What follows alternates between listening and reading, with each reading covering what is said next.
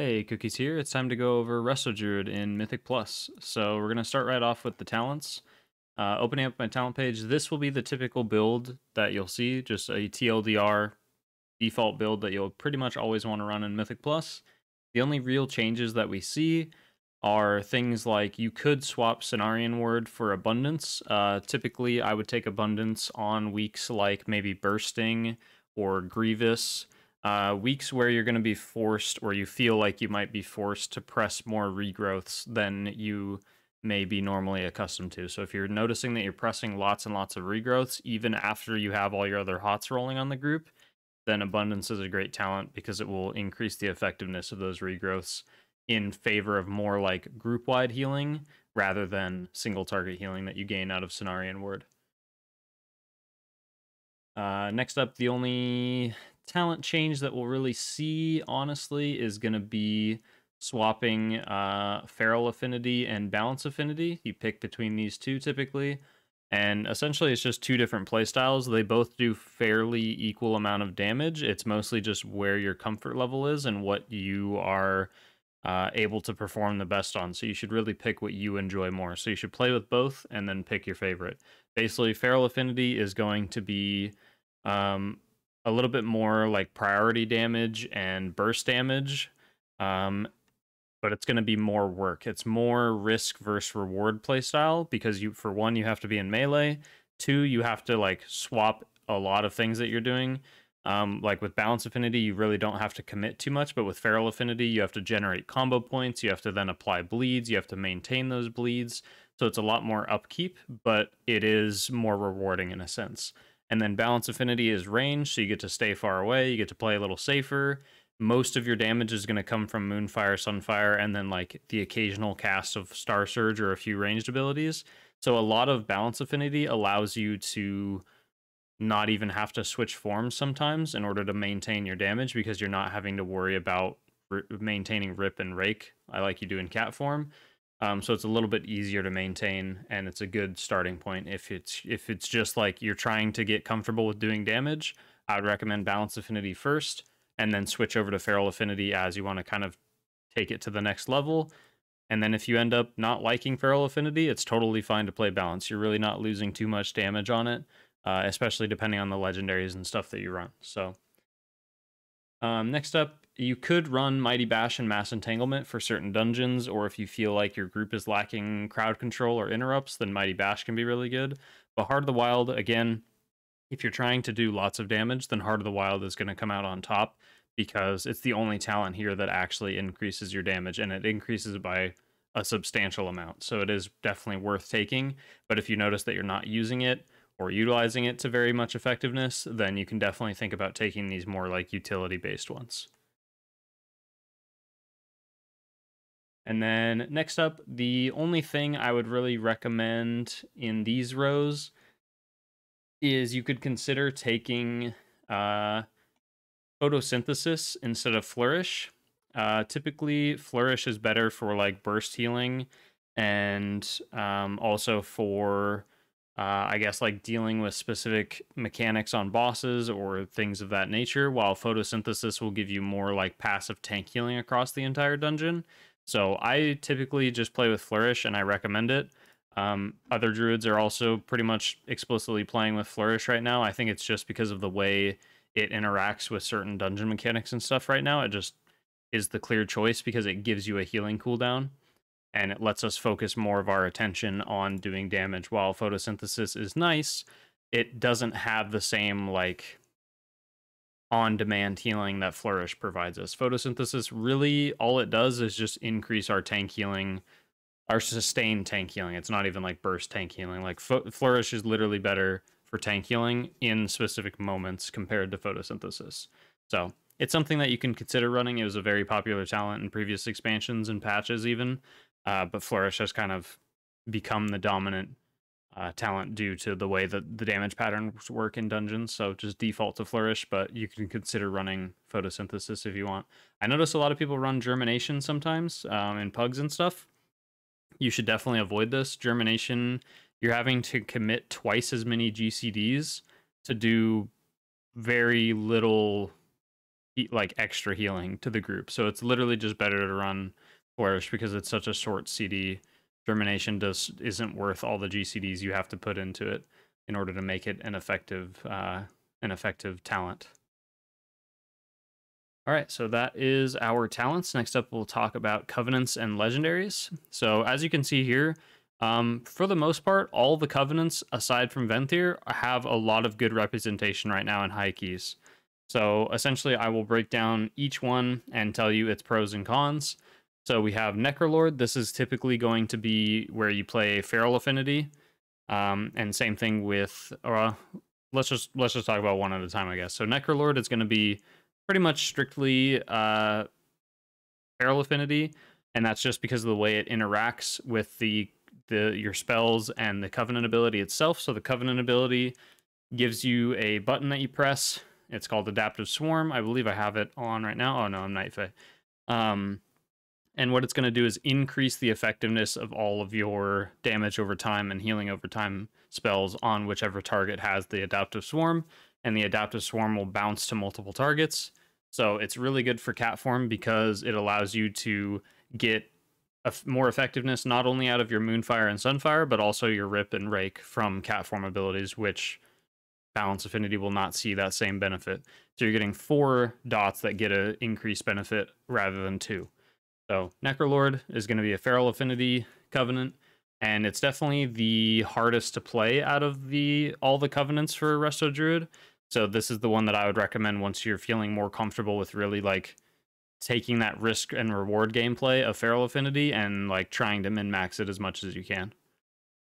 Night Fae can be either. It can be Feral Affinity or Balance Affinity. It's like the most versatile covenant because you can use your ability, which is Convoke. You can use this to either do damage or do healing.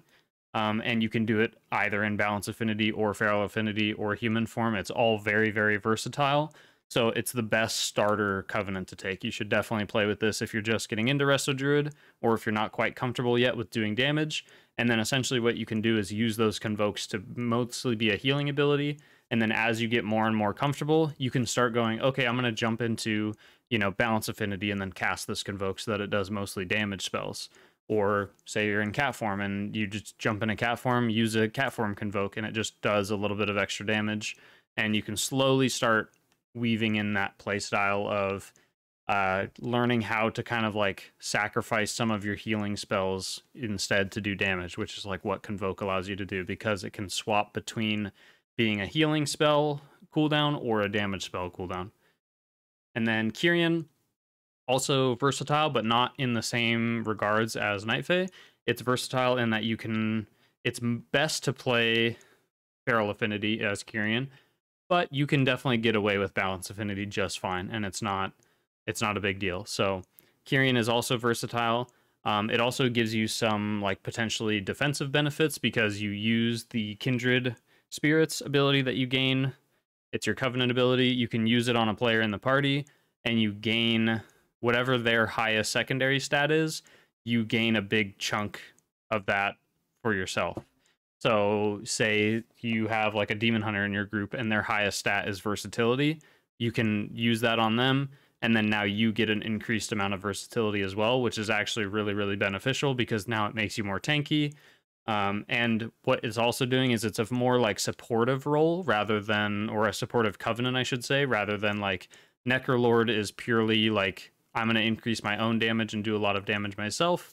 Night Fae is, I'm going to do, a little bit of both. I'm going to have something that's a powerful healing cooldown, but also can be a powerful damage cooldown.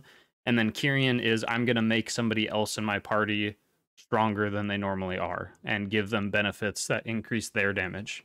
So Kyrian is a great one for if you aren't necessarily comfortable with dealing damage yet, but you want to start fitting into that playstyle of contributing more damage to your group throughout the dungeon. Kyrian is a great option for that. So my recommendation would essentially be start with Night Fae, graduate yourself to Kyrian once you feel a little more comfortable, and then eventually graduate yourself to Necrolord if you like the Feral Affinity gameplay and the high risk, high reward style of doing damage as Resto Druid.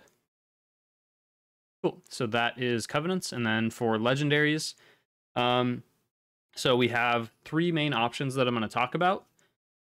We have Circle of Life and Death, which should be your default. This is going to be like the default damage legendary that you're going to use. So if you want to start contributing damage to the group, it also has a few small healing benefits to it. So that is why it's taken over something like Draught of Deep Focus, which we'll talk about in a second.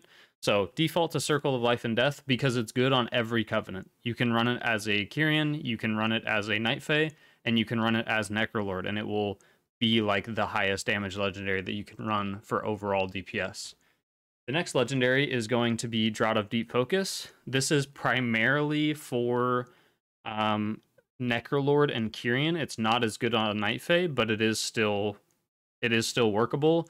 It's mostly, Draught of Deep Focus is mostly going to be, I guess, instead of Covenant, I should specify that it's more about the affinity that you take. So if you take Balance Affinity, Draught of Deep Focus is not the legendary that you're going to want to run. It's something that you want to run when you play Feral Affinity, because it increases the single target damage of your Moonfire, Rake, Rip, and Rejuvenation Healing, but that's irrelevant. So Moonfire, Rake, and Rip. So that means if we're playing Balance Affinity, the only spell that we're affecting with this legendary is Moonfire and Rejuvenation, which feels very, very bad. So if you run Draught of Deep Focus, play Feral Affinity, and what Draught of Deep Focus is good at doing is two things. It is good at single target priority damage. So if you're in a pack of, like say you're fighting a pack of mobs and there's one mob that you want to die more than the others, or it's more healthy than the others, or something of that nature, Draught of Deep Focus is an amazing legendary because you can put all of your dots rather on that single target, and it will burn that target down evenly with the rest of the mobs if everyone else is doing AoE and you focus on like single target damage on one mob, which in a lot of dungeons is a very common theme. So it is a good legendary to run, but you do in turn sacrifice a lot of your overall damage over the course of a dungeon because you don't want to be multi-dotting as much. You want to be like focusing down one target at a time in most cases. You still can, by all means, dot multiple things in a pack. You don't have to strictly only dot one mob. It's just as soon as you dot another target, this legendary turns off and doesn't work. So it only really works on bosses or if you single target down one mob. And then the second thing it's really good at doing is, like I mentioned, boss damage. It's an amazing legendary for tyrannical weeks. If you want bosses to die faster or you want to help contribute as much damage as you can to certain boss fights, then Draught of Deep Focus is an amazing legendary for that. And then the last legendary that we'll talk about is Verdant Infusion. This should be the healing legendary that you run if you want to do, if you want to contribute more healing to the group, or you feel like you need more help with healing and you don't necessarily feel comfortable running a damage legendary yet. Verdant Infusion is going to be your go-to because it allows you to swiftmend targets without having to first apply another hot to them before you swiftmend them. And it will also increase some other benefits as you swiftmend. So good legendary all around for healing there. There are some other options too, like the Memory of the Mother Tree is totally fine. That's like an honorable mention, but we're going to stick to these three as our main choices. So again, Circle of Life and Death for just overall best damage legendary with a little bit of healing benefits. Draught of Deep Focus for single target and priority damage on things like tyrannical weeks or specific dungeons where you want to prioritize certain mobs. And then we have our healing legendary option, which is going to be Verdant Infusion. And all of those are workable with any covenant, but Circle of Life and Death and Verdant Infusion are the two that are best with all three covenants. Draught of Deep Focus is definitely more for just Feral Affinity players. It's not something you want to run if you're running Balance Affinity. All right, next up, we talk about Soulbinds and Conduits. So for Soulbinds, Night Fae, you're going to mostly see Dreamweaver, and that's just because it gives the most healing benefit and also a cheat death, which is really nice. And then for Necrolord, they're pretty much all fairly viable, as you can see here. But Bonesmith Hymir, I believe, is the name. Yeah. Airmere, I don't know how to pronounce that, but that's the default choice. You can play around with any of them, but if you don't really see the differences between them all, then just run Bonesmith. And then for Kyrian, you only run Mechanicos, and that's just because of the pure benefit it gives when you it gives cooldown reduction on your Covenant ability, which is very, very, very important. And then for Venthyr, if you do play Venthyr, you're pretty much just going to see Theotar as the main choice because it gives you the most healing benefit once again. Alrighty, and then for Conduits, the most important Conduits that I'm going to talk about are just 2, and the rest don't really matter. So it's going to be Unstoppable Growth, and then whatever Covenant Conduit you have. No matter which Covenant you play, the Covenant Conduit and then Unstoppable Growth are the 2 potencies that you need to run for sure. And then I guess there is an honorable mention in the Endurance Conduits. So first thing, I'm going to preface this, is that all of the Finesse and Endurance Conduits are insanely strong for Resto Druid. So don't worry too much about what you pick because they are all good. All of them are viable options. All of them can be played. The only one that's really like, hey, make sure you pick this one is going to be Well-Honed Instincts. As you can see, it's ran in 97% of keys that are logged, and that's just because it's the best Endurance Conduit out of all of them. But again, as you can see here, every Endurance and Finesse Conduit are very, very strong, so just read them and just figure out which one you think you'll benefit the most from. And it's pretty much as simple as that. Endurance Conduits for Resto Druid are especially strong, so if you can, try to spec your Soulbind trees into getting as many Endurance Conduits as possible. That's typically the play, is having like 2 to 3 Endurance Conduits available to you because of just how powerful they are in self-survivability.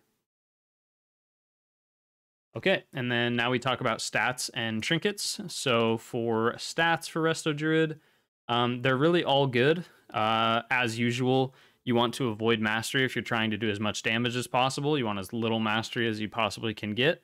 And then essentially you want somewhere around like 30 or a little bit more than 30% haste. And then as you get to that 30% mark on haste, you can start leaning more into like critical strike and versatility for damage and survivability.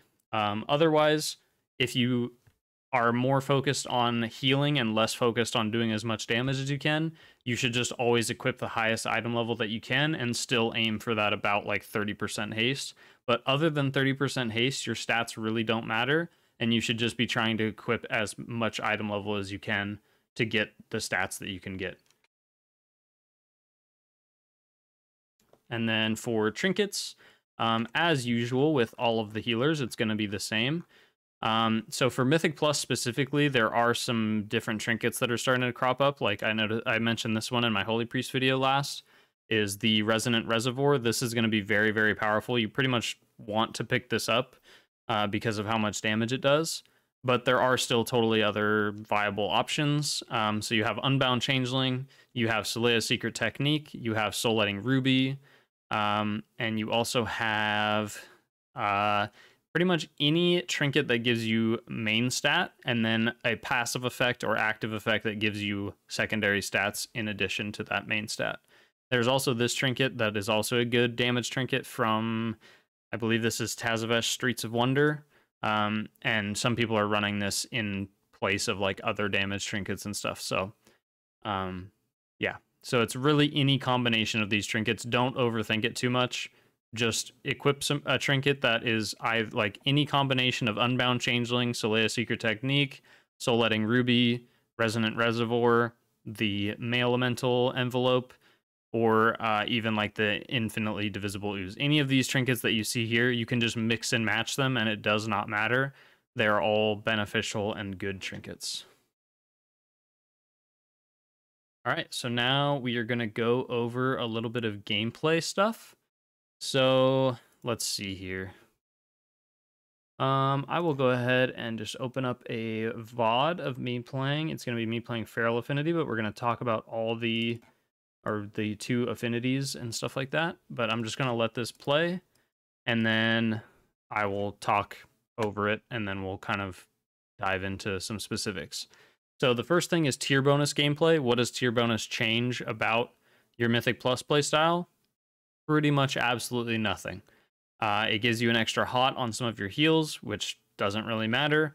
It's just free extra healing. And then the 4-piece is going to, every 3rd Swiftmend that we press, it's going to proc us into incarnation tree of life, which most of the time we should just be shifting immediately out of it to, again, do damage. But it can be useful to line up that tree of life proc, so keep track of like when your tree of life is going to proc from the 4-set. That way you can proc it at specific moments. Like, for instance, you could proc it when there's high bursting stacks or something in the group, or on a specific boss mechanic, or, you know, various things like that. I forgot that we wiped right at the start of this dungeon. Here, I'll fast forward. It's right here. So you can try to proc it on specific moments like that, but otherwise don't think too much on it. You really should just be procking it, and then a lot of the time, if there's not much healing to do, you should just switch out of it and just kind of let it time out as you focus on damage instead. Okay, so healing rotation for Resto Druid in Mythic Plus. I'm going to break it down as easy as I can. So the healing rotation is pretty simple. You want to be applying hots because of your mastery, even if you don't have much mastery or any mastery. It's the way Resto Druid still operates, and you still have a base amount of mastery no matter what. So for each hot that you have applied to someone, it increases all the healing they receive from you by a certain percent. So what this means is that you want to be applying in order these hots. I will just try to break it down again as easy as I can. So it should typically go Rejuvenation. So I'm going to actually go in game for this one and just apply the hots to myself, I guess. So what we will do here is, let's see. Yeah, I'll just do this. So essentially what you want to do is the first thing you should do when someone needs healing is apply a rejuvenation to them. Whether they need healing now or they're going to need healing in a moment, rejuvenation is the first button that should be on anybody. That should be the first hot that you apply or healing spell that you apply to somebody. So we have rejuvenation on them. When it's about to expire, we should reapply it on them if they still need more healing or are going to need more healing. So this is especially, like, you know, manageable for like the tank. You're going to want to always have a rejuvenation on the tank pretty much at all times, as long as they're taking damage. The next thing after rejuvenation is going to be, so let's say the group is taking damage. You're going to have rejuvenation on as many people as you can in the party, if not all 5 of them. And then after you have rejuvenation on everybody and there still needs to be more healing done, the next button that you should be pressing is Wild Growth. So rejuvenation, Wild Growth. And then we're going to have, only after that point is where you should start thinking about pressing Regrowth. You should not press Regrowth at any point if they do not have Rejuvenation and Wild Growth on them.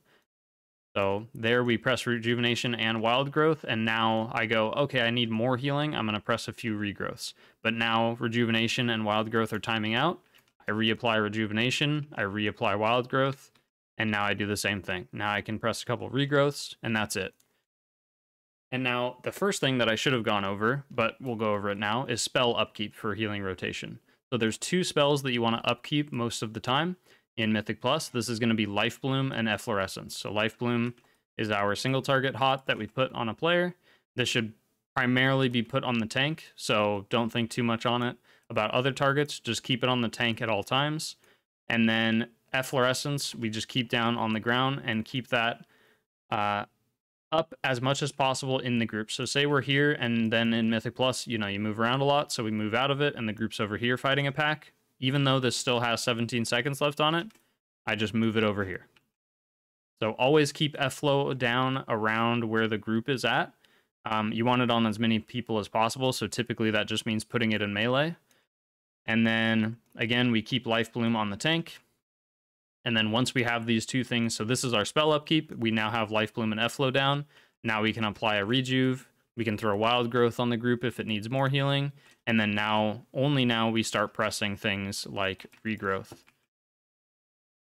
So don't press Regrowth early. That's the most important lesson to take away from this, is a lot of people press Regrowth like it's a flash heal, and that's just not how it works. Regrowth should be the last button that you're pressing on people to heal them, essentially. Everything else should be first. And then you might ask, well, what if someone needs emergency healing? Like, say this guy right here is dying and he has nothing on him, and I don't have time to sit here and press a Regrowth or a Rejuve and then a Wild Growth and then put Efflo down on him, and by now he's already dead. So what do we do instead? So what we do instead is, now I'll use somebody else who doesn't have hots on them. So let's say this Druid here is in our party and he's dying from something. I'm going to just put a rejuve on him and immediately swift mend. And then now I have Soul of the Forest, which is the talent that we take, and this empowers my next ability that I use. So if he is still the only person dying, I would then regrowth him afterwards, and that's okay to use that regrowth without any hots because it's empowered by Soul of the Forest, so it's going to be a much bigger heal without all of those hots. If those hots are on him, that's more of a benefit. It will heal for even more, but it's okay to use regrowth on someone who doesn't have any hots if you have a Soul of the Forest proc, which the way you do that is just by casting Swiftmend. The other option is, say that Swiftmend full heals him, and now we have the Soul of the Forest proc and we don't want to waste it, and the group starts taking damage. Wild Growth is the next best button to use with Soul of the Forest always. So hopefully I didn't overcomplicate that too much, but really it's just managing spell upkeep, which is going to be Life Bloom and Efflorescence like we talked about. So we manage Life Bloom and Efflorescence.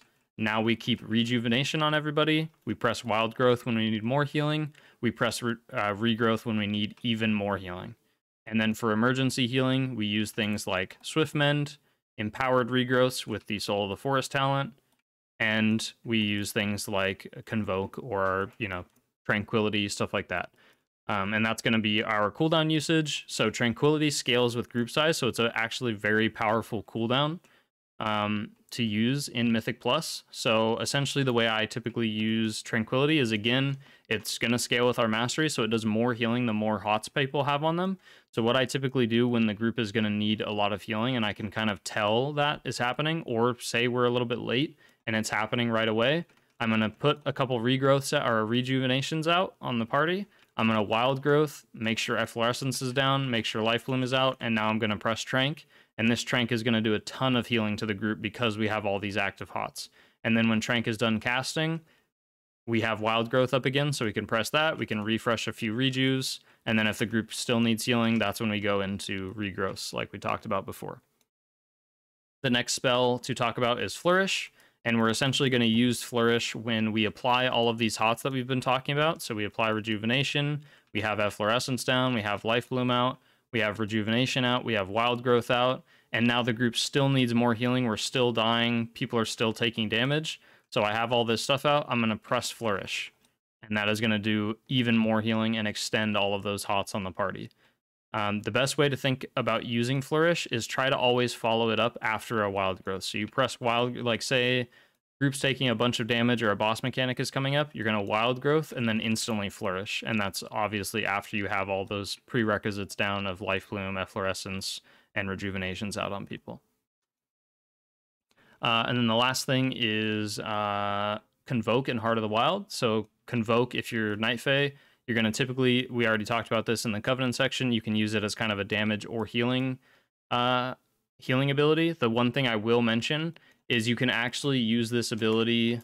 So say we're in cat form and we're doing damage to like these mobs right here. I can Convoke, and then halfway through the Convoke or anytime during the Convoke, say the group starts getting in trouble and needs healing, I can do this and swap out of cat form, and now it will prioritize healing spells and it doesn't cancel the Convoke. But it's not true the opposite way around. So I can't Convoke in human form and then switch to cat form and start doing damage with the Convoke. That will cancel it. The only thing you can do with Convoke is swap out of your current form to be versatile, and that's why Convoke is such a flexible spell, because you can start doing damage with it, and then if you don't feel comfortable or if people start dying, you can always just swap out of your form halfway through and it will start healing. All right, and then Heart of the Wild, pretty much press this on cooldown until you get more familiar with it, but really, you just press it on cooldown, it'll force you into whatever form or affinity you have, and then you just try to do some damage spells while you have it active. It will basically just increase the damage of whatever affinity spells that you have. So if you have Feral Affinity, it's going to increase the damage of all of my cat form abilities for the entire duration. Don't think on it too much, just press the button, and you don't have to sit in cat form for the entire duration of its 50 seconds. You can swap out of form, you can start healing, you can start doing other things, and then as you find things that allow you to swap back into cat form, you can swap back into cat form and try to get more value out of it. But don't overthink it. Don't think you have to get 50 seconds of value every time you press the button. Just press the button, keep it on cooldown, and it will help increase your overall damage throughout the dungeon. All right, so now we're going to go into our damage rotation. So first, I'm just going to talk about it as if we're not even taking any affinities. So it's just human form damage. This is what you should start out with when you're doing Mythic Plus and you want to start contributing more damage as a Resto Druid to the group, or to the dungeon overall. So essentially, the only thing you need to do, so say you're healing, you're upkeeping your spells, and now it's like, okay, I've pressed Wild Growth, everybody's healthy, I don't really need to do anything else right now. There is 3 spells that you're going to think about. Sunfire. You're going to apply Sunfire. That's all you're going to start with. So you've applied Sunfire, now you're going to go back to doing healing. Oh, hey, Sunfire is about to expire, we refresh it. Cool, go back to healing. And then as it's about to expire again, we just refresh it, or we can refresh it halfway through. It doesn't really matter too much. It's most efficient to refresh it towards the end of its duration. But again, just refresh it when you find time to allow yourself to do that. When you notice that there's no healing to do, just press Sunfire. And then as you get more comfortable, you're going to add extra spells into this. So we're going to start adding spells. So now you're doing healing, and now it's like, okay, the group's healthy. I have my spells maintained. I press Wild Growth. The group's full HP. I'm going to Sunfire, and now I'm going to start Moonfiring everything. So I'm going to swap to each target and make sure they have Moonfire. And now we're going to go back to healing again. And then as Sunfire is about to expire, okay, I need to refresh Sunfire. Oh, hey, Moonfire is getting low too. Let's refresh all those Moonfires. And that's it. That's your damage rotation in human form, and as you get more comfortable. And then now, if you find yourself needing more stuff to do, so you've applied Moonfires, you've applied Sunfire, and now you go, okay, and now I have nothing to do still. Now you start pressing Wrath. You just target something, whatever's the highest HP, or on a boss or something, and you're just going to start wrathing.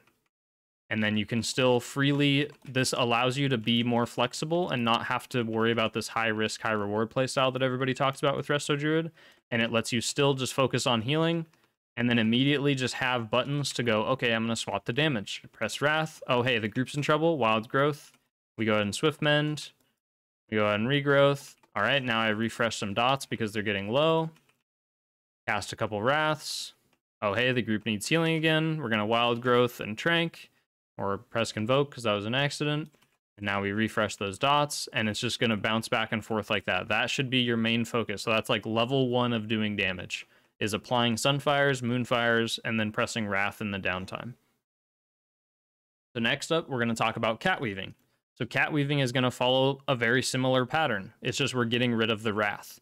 So now for Catweaving, it's going to be apply Sunfire to things, apply Moonfire to things, and now when you have downtime, you're going to swap into Cat form, and you're just going to press Rake and Rip.